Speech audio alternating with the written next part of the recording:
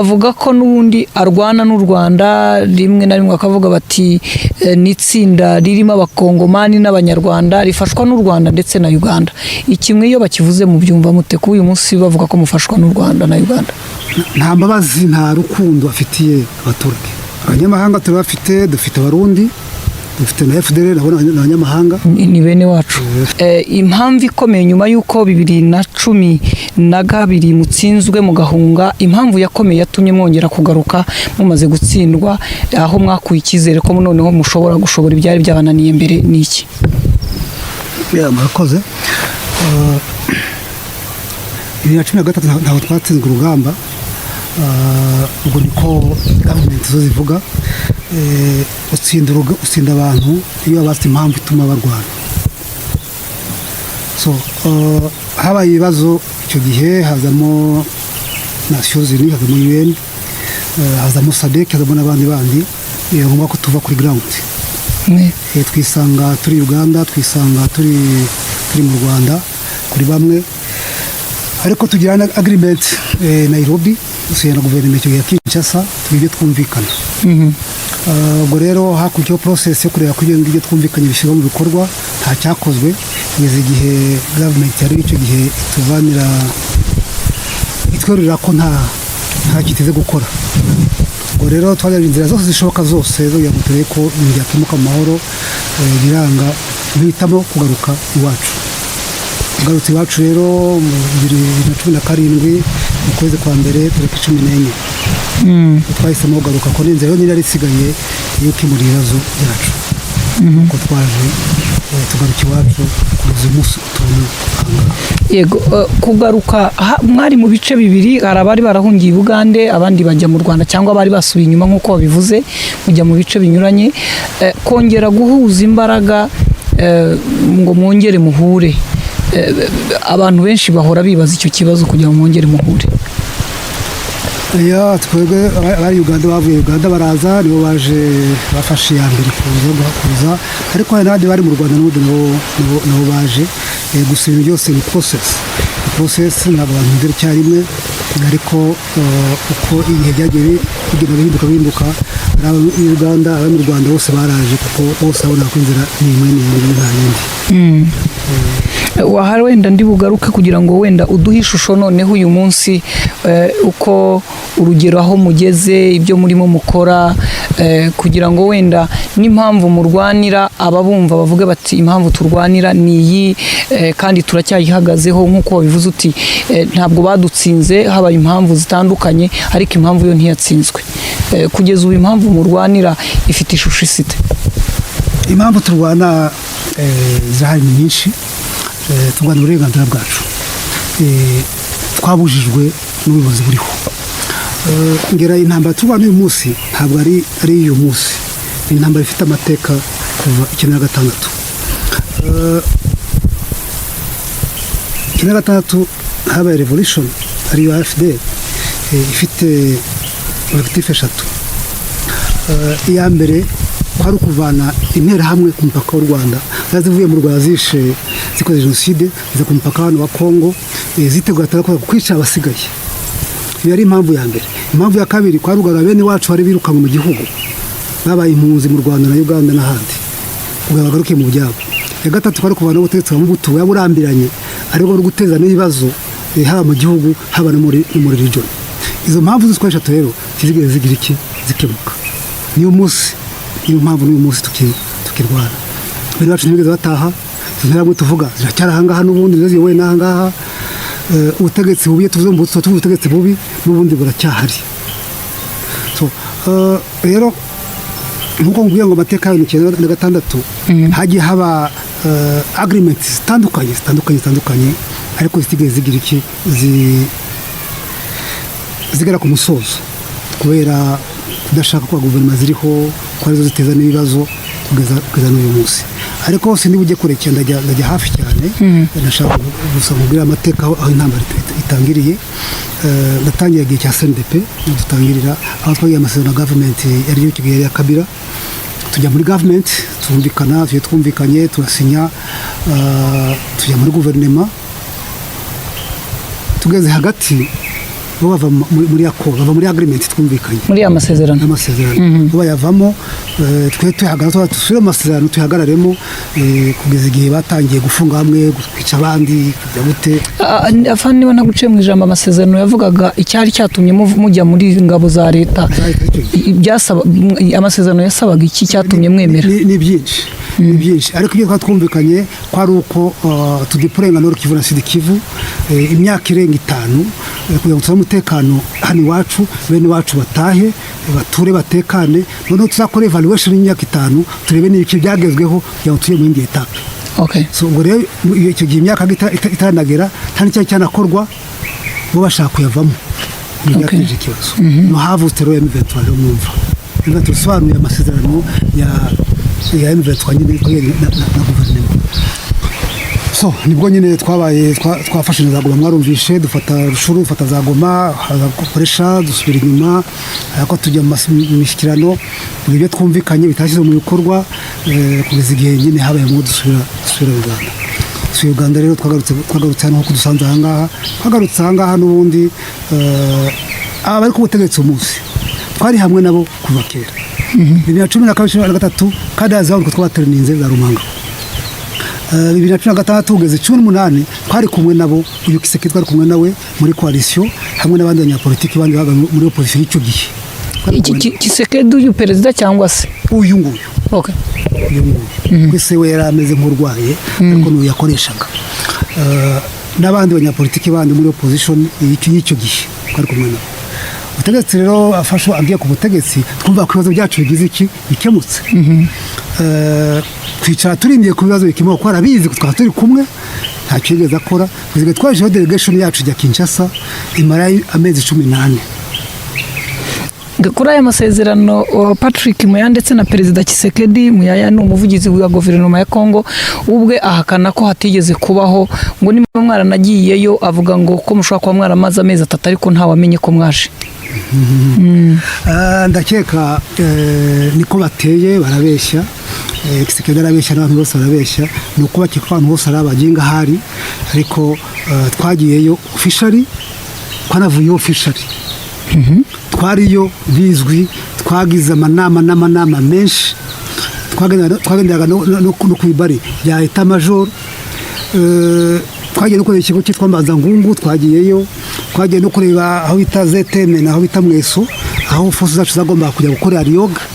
Nibyo twumvikanye birahari kandi biranditswe kuko na document isaba budget yo kugira ngo ibyo twumvikanye bikorwe irahari, yasinywe na Minister wa Interior w'icyo gihe witwa Kakonde, irahari.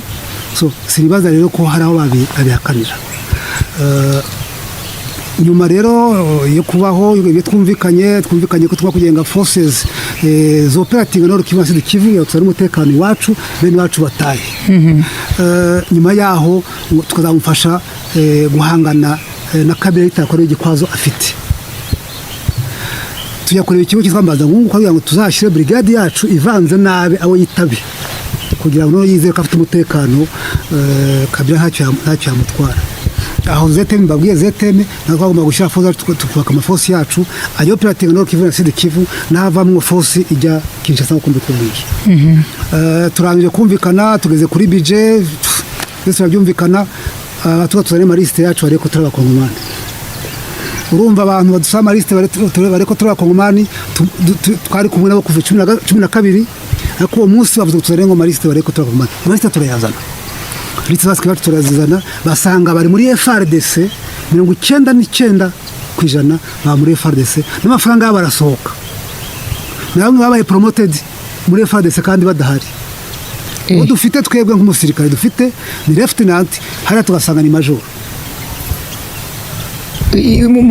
Kuba mwarasanze umusirikare utakiri muri leta ari kumwe namwe hariya yarazamutse, mwe mwabitekereje mute mukibona ibyo? Oya twe tusatumenyereye ni bwa bandi bashaka kubona amafaranga umva bigeze badekara ko abantu batari bavuga ko bahari amafaranga yasohoka akarya abo ngabo nyine okay. So liste twazitanga bashaka gukurana turabakongomani, sinzi niba kumukongomani mumenyera kuzina simbizi. Nyuma yaho bataya kuturega amafaranga turarindiriye kugeza igihe atugira ati mutahe tuzongera tubahamagare delegation yacu yataha nyuma y'icyumweru kimwe baradutera nuko intambara yatangiye nuko turi mu ntambara kugeza uyu munsi. Ngira ngo ni amateka nk'uko watangiye ubivuga kugira ngo abantu bumve aho inkomoko y'intambara yaturutse.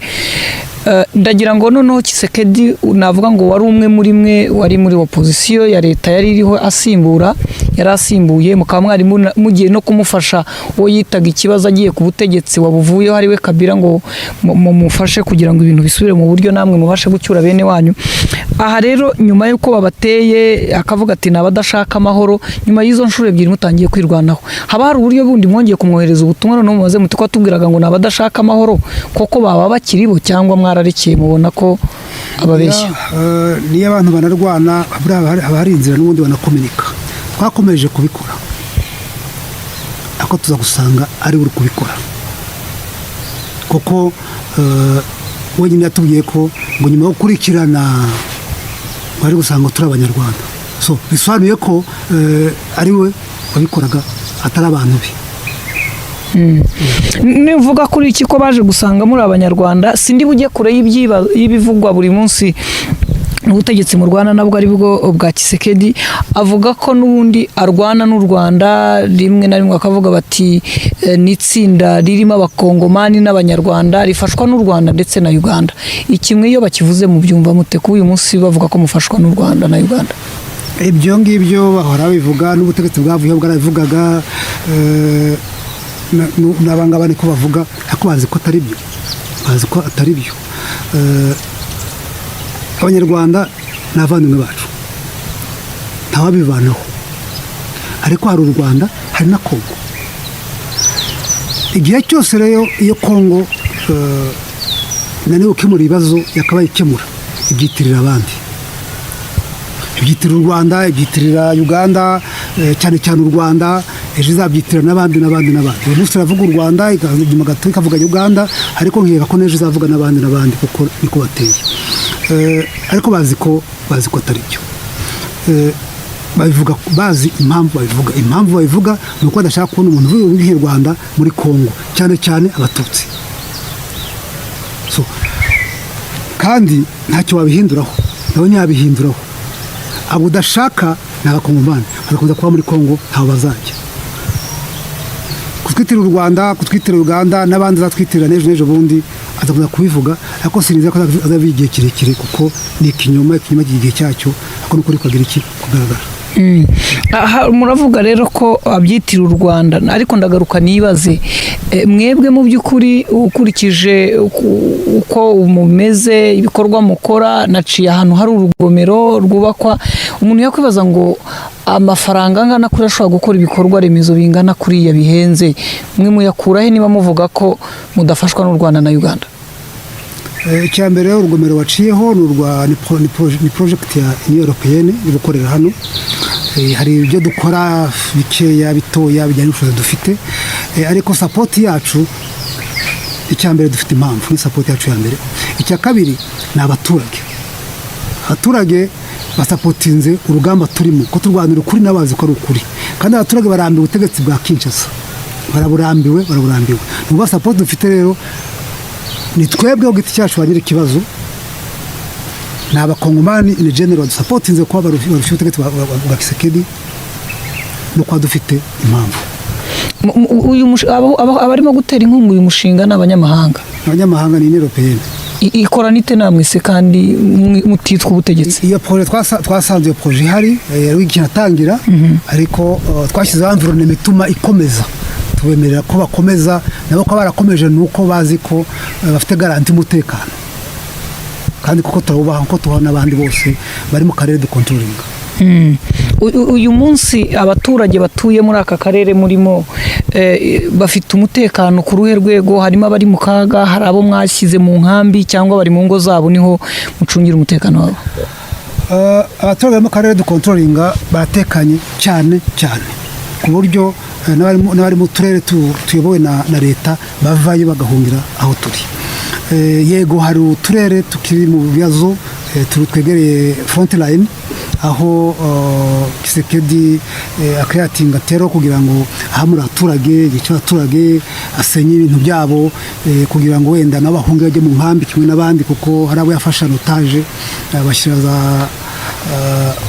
hano za Kibati batakanya Rucinya abandi bashyira za Sake abayifuza ko n'abandi bose bajya muri iyo situation cyangwa bagahunga igihugu kuko nta mbabazi nta rukundo afitiye abaturage. Aho umuntu yakwibaza perezida wifuza ko abaturage bahunga se guhunga ko abaturage abona byabagiraho ingaruka cyangwa nuko adakunze abaturage? Afite impamvu ze nkeka ari wazisubiza akugita umuziho nta baturage akunda nta gihugu akunda araho ameze nka mercenaire. Yego ukiri kuri cyo kudakunda igihugu n'ukuntu abikora ubona iyi ntambara mwafashe icyemezo musubira inyuma nk'uko wabimbwiye 2012 ubona iyi ntambara mu by'ukuri iyo urebye ishusho ifite muzayirwana kugeza cyangwa izi mbaraga zabashubije inyuma 2012 n'ubundi uhora utegereje ko isaha yose zaza cyangwa hari ingamba zo guhangana nazo?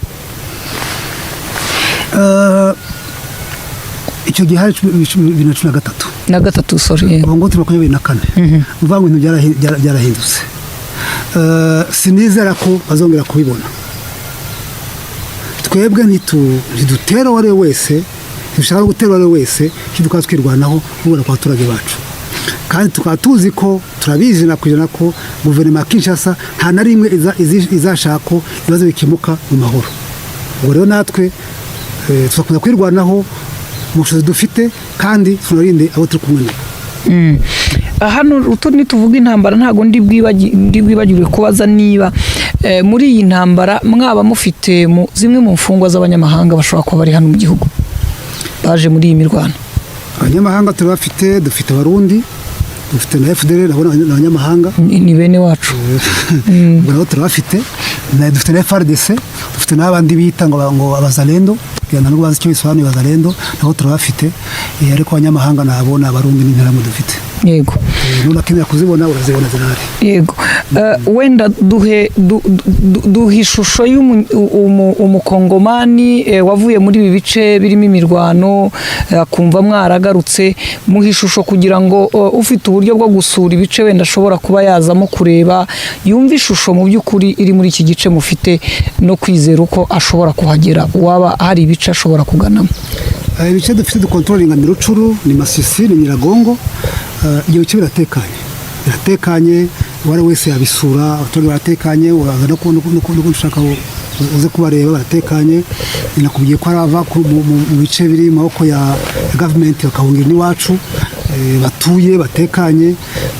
Nakubwiye ko ari amaproje ya Union Européenne ari gukorerwa hano hari maonje menshi NGOs nyinshi ziraha nuko hatekanye nuko ari umutekano. Afande reka tugushimire kandi dushima umwanya muduhaye no kuba hari uburyo muhaye ishusho abakurikira uru rugamba umunsi ku wundi.